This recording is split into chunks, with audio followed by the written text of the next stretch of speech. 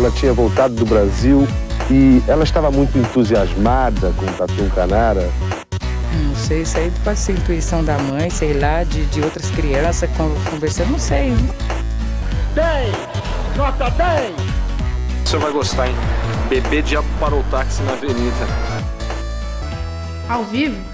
É muito pior. Eu sou a Camila Kintzel. E eu, Danilo Corsi. E hoje nós vamos contar para você a história de um escritor brasileiro negro, neto de escravos, que viu e descreveu o Rio de Janeiro dos subúrbios, dos pobres, dos libertos. Um homem que viveu em um momento de grandes mudanças, final do século XIX e começo do século XX, na capital da República, onde tudo acontecia. Lei Áurea, proclamação da República, saneamento da cidade com o deslocamento das populações, revolta da vacina, tudo. Hoje vamos trazer para vocês a triste história e o triste fim de Afonso Henriques de Lima Barreto, o Lima Barreto. Mas antes, vamos falar sobre patrocinadores. Se você está querendo fazer um site novo, mas não sabe por onde começar, fale com o siteguy.dev. Eles vão te ajudar a colocar o seu site no ar, funcional e lindo. E melhor, se falar que veio do nosso podcast, ainda ganha um desconto. Além do SiteGuy, temos um outro patrocinador que nos acompanha desde o comecinho. Então me responde, Danilo, que vinho o Drinco mandou para hoje, para nós beber? O vinho de hoje é o Tinto Negro Malbec Limestone Block 2018, um tinto argentino feito com as uvas Malbec e Cabernet Franc. Esse é um vinho intenso que é conhecido pela sua cor. É uma variedade bem escura, quase preta. E esse tinto negro está por cerca de R$ 140 lá no drinco.com.br, se você se animar para tomar um vinho com a gente. Brinde história? Tchim, tchim. Tchim, tchim. Nessas noites dolorosas, quando o mar despeitosa se descolhe a lua cheia, lembra a ilha onde oculto, onde o amor celebra o culto, todo encanto que a rodeia. Afonso Henriques de Lima Barreto nasceu nas Laranjeiras, no Rio de Janeiro, filho de tipógrafo de uma professora primária, em 13 de maio de 1881. Sim, ele nasceu no dia em que seria proclamada a Lei Áurea, mais especificamente no seu aniversário de 8 anos. Ele estava lá, aliás. As avós de Lima foram escravizadas, mas seus pais, ambos mestiços, nunca foram escravos e mais, foram bem educados. O pai de Lima era filho de um madeireiro português e foi apadrinhado pelo Visconde de Ouro Preto, que ajudou a família por toda a vida. Com isso, seu João Henriques de Lima Barreto conseguiu um bom emprego na imprensa oficial. Aliás, foi o pai de Lima Barreto que publicou a tradução do Manual de Tipografia de Jules Clayer, que foi um grande manual da imprensa do Brasil por décadas. A mãe, Amália Augusta, também filha de português e de uma escravizada, foi agregada da família Pereira Carvalho, que era famosa no Rio de Janeiro da época, e teve uma ótima educação. São pessoas completamente fora da curva nessa época aí, né? Bastante incomum, bastante incomum. 2 negros, mas que foram educados, na verdade, assim, né? Mestiços educados no final do século XIX. A mãe e o pai de Lima se casam, ela ainda com 16 anos, e ela abre um colégio na casa onde eles moravam, nas Laranjeiras. Esse colégio era para meninas e se chamava Santa Rosa. Em 1879, nasce o primeiro filho do casal, Nicomedes, mas ele morre com poucos dias de vida, poucos dias após o nascimento. O nascimento de Nicomedes começa a deterioração da saúde da mãe. Após o parto, eu não entendi muito bem porquê, mas é o que fala na biografia, ela passa a usar muletas. E logo, pouco tempo depois, ela contrai tuberculose. Provavelmente apertaram tanto que deve ter deslocado a coluna, né? Ela precisou começar a andar de muletas e depois, assim, um tempo depois, ela contraiu tuberculose, que a acompanhou até o fim da vida, né? Tuberculose era um mal da época, assim. Ainda existe. Gerou muita literatura boa. Ainda existe no Brasil, uma pena, mas era um mal do final do século XIX. Em 1891, 2 anos após, nasce Lima, que tem o nome de Afonso em homenagem ao Visconde de Ouro Preto, seu padrinho. Um ano depois, nasce a única irmã, Evangelina, que será super próxima dele e cuidará do legado de Lima Barreto. Então, em 1883, nasce Carlindo, que virará inspetor de polícia e também terá um papel importante no final da vida de Lima. E, por último, nasce Eliezer, em 1886, que vai trabalhar toda a vida na Central do Brasil. E, em 1887, após colocar 4 filhos vivos no mundo, e com a saúde muito debilitada pela tuberculose, morre a Dona Amália, a mãe de Lima. E assim, seu João Henriques vai se virar para criar todas as crianças entre 6 e 1 ano de idade. Vale dizer que foi a mãe de Lima quem o alfabetizou, né? Ainda no contexto do colégio. Ele tinha 6 anos quando a mãe morreu. E para contar uma anedota sobre como era o Lima Barreto na escola, no dia que ele soube na escola que a Lei Áurea tinha sido promulgada, né? Uma professora chegou para a classe e disse que agora no Brasil não haviam mais escravizados, que ninguém mais pertencia a ninguém. E conta o caso que Lima voltou para casa nesse dia e disse ao pai: com essa lei, você nunca mais me coloca de castigo. Sabe nada, inocente. Em 1889, há a proclamação da República, e o pai de Lima, como é apadrinhado pelo Visconde de Ouro Preto, com a queda do Império, perde seu posto na imprensa oficial. Mas o Visconde, antes de partir para o exílio, mexe os pauzinhos e consegue um emprego para o pai de Lima na colônia de alienados da Ilha do Governador. A família toda se muda para lá, onde o pai tem uma casa, né, dentro da própria colônia. Colônia de alienados é basicamente um hospital psiquiátrico, né? Um jeito que se chama hospital psiquiátrico naquela época. Ou alienista.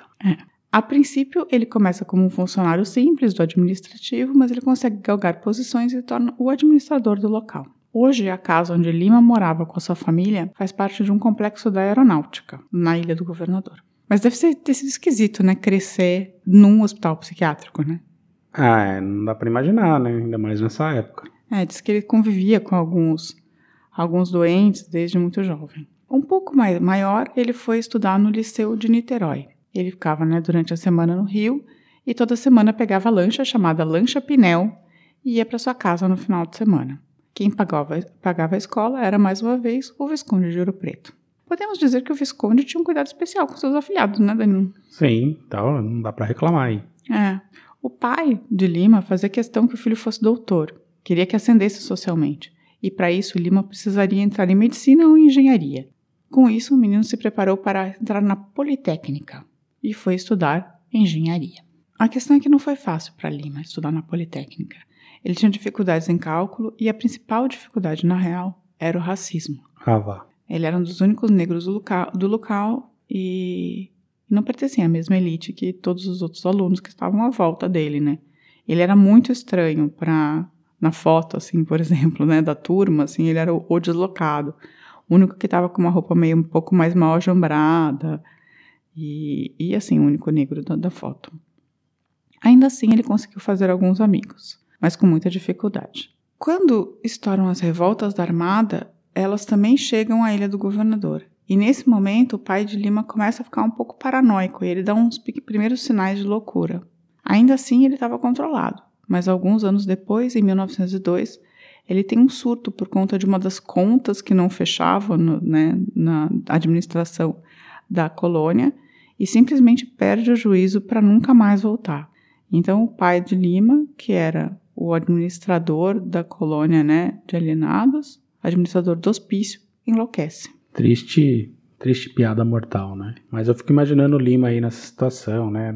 Enfrentando o racismo ali, estudando, o pai enlouquecendo, deve ter sido bem barra. Né?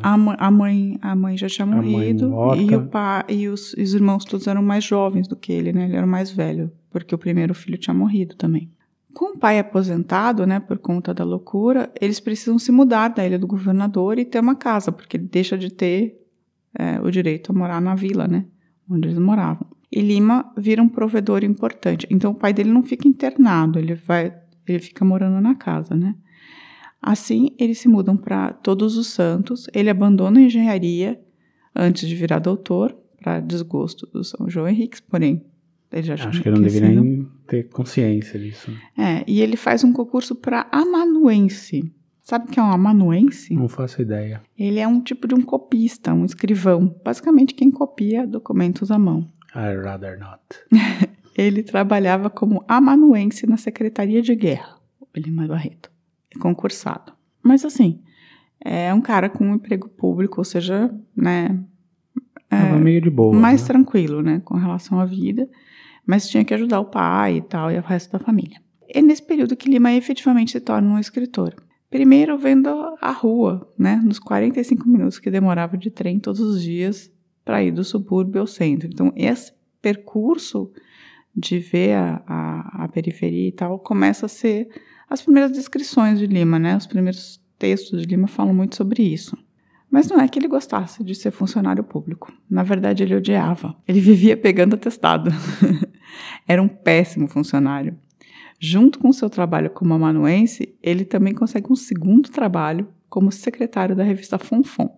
Mas não dura muito tempo. Ele se demite e decide abrir sua própria revista. Lança a Floreal, que dura apenas 4 números. Diz que no final ele agradece, ironicamente, aos 36 assinantes da revista, quando ele fecha. Mas foi nessa revista que ele começou a publicar seu primeiro romance, Memórias do Escrivão Isaías de Caminha.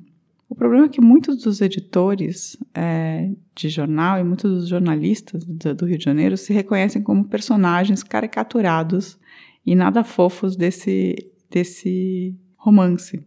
E ele sofre um tipo de censura dos jornais. Basicamente, ele escreveu um livro em que ele retratava todos os jornalistas e editores de jornal de um jeito meio ruim, assim. E os caras conseguiram se identificar, né? Vestir a carapuça. Basicamente. E aí rola meio que uma tática de censura, revanche. Um boicote, né? E filha da putagem, ou seja, ninguém fala nada sobre nada que o Lima Barreto passa a escrever daí pra diante, assim. Mas ele trabalhou em alguns jornais, fazendo reportagens e matérias. No entanto, o Lima era uma pessoa difícil, assim, pelo que eu consegui ler, sabe? Ele era meio do contra, ele não consegue se dar muito bem com ninguém. Gente boa. Ele era difícil. E desde a época difícil da faculdade, né, que ele estava tendo todos aqueles problemas, e já que ele não se adequava mesmo, ele começou a beber. A bebedeira, então, se torna um hábito e muitas vezes Lima era encontrado pelas ruas, deitado. Que na Alemanha também acontece. Gente, aconteceu. Um dia perguntem como a gente encontrou o nosso vizinho no último domingo. Com isso, sua saúde mental também vai se degenerando. O irmão Carlindo havia deixado Lima, que já estava dando problemas para a família por conta da bebedeira, na casa de um tio.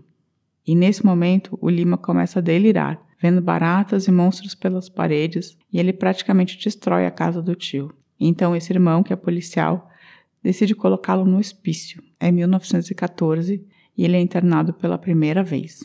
Problemas mentais na família. Fica 3 meses lá. Sim, mas os problemas do Lima, eles foram ocasionados todos pelo álcool, sabe? Pelo menos é o que falam. É o que supõe-se, né? Porém o pai dele efetivamente enlouqueceu, então não se sabe. Todos os pacientes nessa época, eles eram tratados exatamente do mesmo remédio. Fartas doses de ópio. Eita! Ainda assim, ele conseguiu, nesse tempo, dopado de ópio, escrever o que é considerado a sua principal obra, Triste Fim de Policarpo Quaresma. Maravilhoso. Sim, é um livro incrível, leiam. Ele também se define nesse momento como um escritor militante, que tinha uma literatura para falar dos pobres, dos pretos, do subúrbio. E, ao mesmo tempo, Lima estudava e tentava desmontar uma teoria em voga na época, o darwinismo social, que considerava os negros inferiores. Tem nosso episódio sobre o surgimento das favelas, né? Explica um pouco o que é esse darwinismo. Então, ele tinha todos os livros de darwinismo social, assim, que existia, porque ele estudava para tentar rebater os argumentos. Ou seja, num momento ruim, assim, era um momento ruim para o cara como ele tentava viver, né? Assim, tipo, o cara que teve... Ele era um cara meio à frente do seu tempo, né? Que estava tentando falar sobre os pobres dos subúrbios. E aí, tipo, ele foi meio levado para a bebedeira. E ainda estava rolando esse momento do darwinismo social. Então, assim, tipo, ele era visto de uma maneira muito errada, assim. Ah, sim. Ainda pesa com ele esse fato da negritude e tal, né? E por mais que ele fosse contemporâneo de Machado de Assis, que também era negro, né? E que gostasse da obra do Bruxo do Cosme Velho, ele odiava o jeito manso e passivo de Machado, que se embranqueceu, né, pelo menos na palavra, e criou a Academia Brasileira de Letras, se adequou, assim. O Lima detestava a academia, mas ainda assim tentou entrar nela 3 vezes, assim. Ele era um paradoxo, ele era contraditório. Aliás, é curioso, assim, eu lembro da minha época de criança, assim, que Machado de Assis e tal, você vai estudar. Ninguém tocava no assunto que ele era negro. Né? Ninguém. O Machado de Assis foi totalmente embranquecido, assim. Hoje em dia é que se resgata um pouco do Machado negro. É igual o Alexandre Dumas, né? Então, é igual o Alexandre Dumas. E assim, já o Lima Barreto, não. Ele sempre foi se afirma. o negão, né? como um autor negro. Isso é muito importante, assim. Assim como o Cruz de Souza também, né? Ele também se afirma como um autor negro. Fato. Mas aliás, assim, o Cruz de Souza até veio antes, né?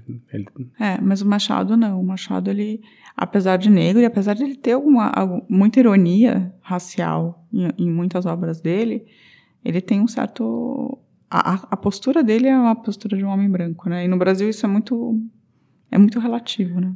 E valorizado, né? Quando o negro se domestica. Assim. Como eu já vou falar um pouquinho sobre o quanto essa história é maluca no Brasil. Enfim, o Lima também odiava futebol, pois achava que era um esporte preconceituoso. Ele detestava os estrangeirismos e um Brasil que só olhava para fora para queria ser Paris. Ou seja, era um cara que realmente estava querendo construir um Brasil, assim como o Policarpo. Mas era negro, de personalidade indobrável, assim, e um pouco louco também. Então, nem tudo estava disponível naquele momento para ele, né? Ele não teve uma vida fácil, digamos assim. Apesar de ter tido algumas facilidades que outros negros não tiveram, como acesso à educação, né? Sim, digamos que ele teve um começo um pouco mais vantajoso. Né? Em 1918, ele tem sua segunda internação. E aí, uma coisa que eu estava dizendo, uma coisa que vale dizer é que na primeira internação ele foi levado pelo irmão policial. Então, a ficha dele tem nome e tem uma descrição, como branco. Nessa segunda internação, ele foi levado como indigente e não tem nome. E lá ele está como pardo. Então, ele tem as duas fichas no mesmo hospital, com 4 anos de diferença. E naquele tem nome ele é branco e naquele não tem ele é pardo. Chegou alguém para dizer que ele era branco, né? Essa segunda internação, que é a mais longa, ele escreve 2 livros, Cemitério dos Vivos e Diário do Hospício.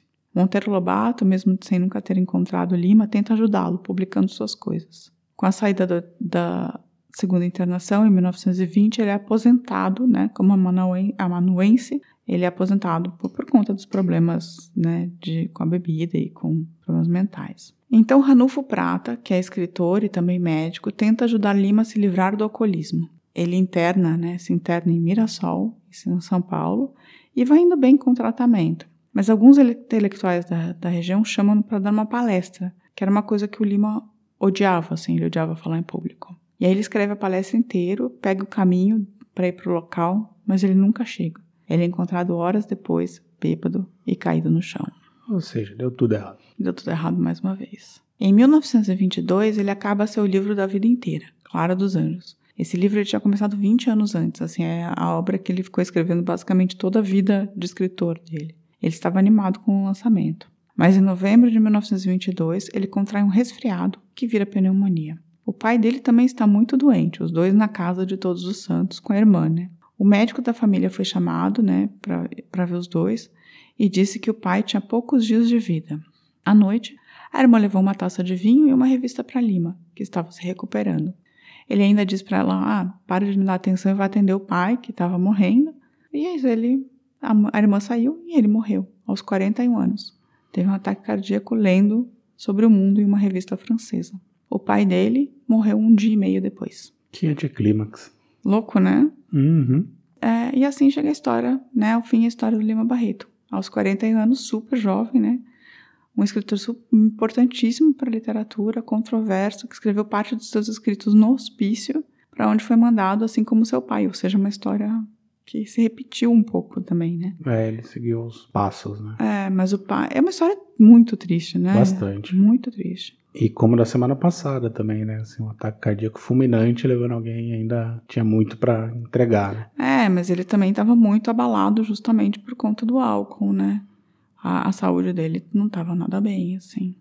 Aliás, eu preciso dizer também, antes de terminar, que toda essa biografia foi baseada no livro da Lilia Schwartz, né? Lima Barreto, Triste Visionário, e também numa palestra dela. E outra coisa que eu queria dizer é que toda a obra do Lima Barreto é de domínio público, então você pode ler tudo que ele escreveu na internet de graça. E eu vou ler um pedacico do Diário do Hospício aqui, para dar vontade em vocês. Vamos ver se vocês gostam. Esse é um livro que é quase uma biografia, né? Ele está falando do médico. Não me achou muito arruinado e muito polidamente deu-me conselhos para reagir contra o meu vício. Meu Deus, como eu tenho feito o possível para extirpá-lo e parecendo-me que todas as dificuldades de dinheiro que sofro são devidas a ela, e por sofrê-las é que vou à bebida. Parece uma contradição. É, porém, o que se passa em mim. Eu queria um grande choque moral, pois físico já os tenho sofrido. Semi-morais, como toda espécie de humilhações também. Se foi um choque moral da loucura progressiva de meu pai, do sentimento de não poder ter a liberdade de realizar o ideal que eu tinha na vida, que me levou a ela, só um outro bem forte, mas agradável, que me abrisse outras perspectivas na vida, talvez me tirasse dessa imunda bebida, que além de me fazer porco, me faz burro. Eu não quero morrer. Não, quero outra vida. Gostou? É bom demais isso. Então. Tá disponível, gente. Tá tudo em domínio público, tá? Leiam Lima Barreto. É muito bom. E você gostou da história dele? Gostei. Eu não sabia todos os detalhes, conheci alguma coisa, mas, assim, tipo, é muito triste mesmo a história dele. É muito triste, é muito complexa. E ao mesmo tempo ela tá acontecendo quando muita coisa tá acontecendo no Brasil, assim, sabe? Ele tava lá, ele é testemunha da... Ele tava num período de ebulição, né, do país. Lei Áurea, proclamação da República, as coisas todas estavam acontecendo. E ele morre logo depois da semana de 22, quando o modernismo começa no Brasil. Ele tem um entreveiro com os modernistas, que eu acabei não contando porque não foi muito relevante. Ele fez uma crítica ruim ao modernismo, a Claxon, né? E depois os caras escreveram uma carta, mas ninguém nem sabe se ele leu a carta que eles criticaram o Lima Barreto. E no final das contas, o Lima Barreto, ele, tipo, escreve com a linguagem popular, assim, tipo, ele não é um cara outra empolado, pegada desse academicismo que foi ele tinha muito mais a ver com o modernismo do que com os clássicos, assim. Mas eu achei uma história muito fascinante, assim, de verdade, assim. Um cara contraditório, um personagem complexo, né?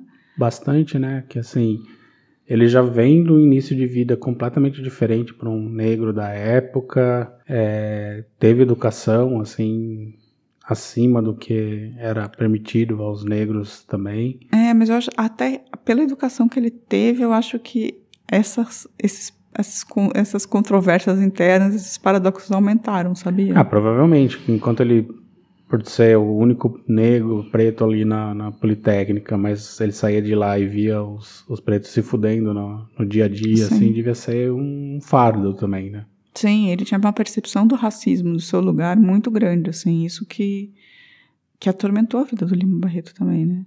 E ele não teve família, não casou, não se sabe de nenhuma namorada, não se sabe de nada. Nada. Curioso. Curiosíssimo, né? Bem, essa foi a história. Pause os recadinhos? Bora lá. Pensa comigo. Vamos recordar Lima Barreto, mulato pobre, jornalista e escritor, figura destacada do romance social, que hoje laureamos neste carnaval.